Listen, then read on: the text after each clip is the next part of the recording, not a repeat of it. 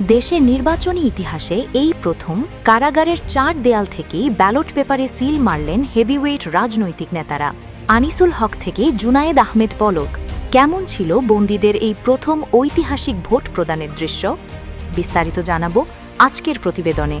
ত্রয়োদশ জাতীয় সংসদ নির্বাচন এবং চলমান সংস্কার বিষয়ক গণভোটে অংশ নিয়ে এক নতুন ইতিহাস গড়লেন দেশের কারাবন্দীরা। মঙ্গলবার থেকে শুরু হওয়া এই বিশেষ পোস্টাল ব্যালট কার্যক্রমে অংশ নিয়েছেন কয়েক হাজার বন্দী। আজ এই কার্যক্রমের শেষ দিন। কারা অধিদপ্তর জানিয়েছে, নিবন্ধিত ৫,৯৯০ জন বন্দীর মধ্যে ইতোমধ্যেই ৪,০০০-এর বেশি মানুষ তাদের ভোটাধিকার প্রয়োগ করেছেন।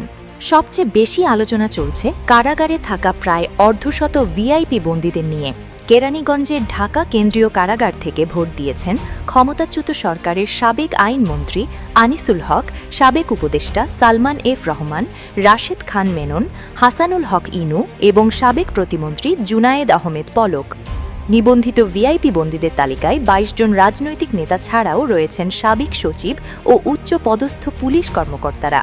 ভোট প্রদানের এই বিশেষ পদ্ধতি সম্পর্কে কারা কর্তৃপক্ষ জানিয়েছে, প্রতিটি নিবন্ধিত বন্দীকে ৩টি খাম সহ ব্যালট পেপার দেওয়া হয়েছে।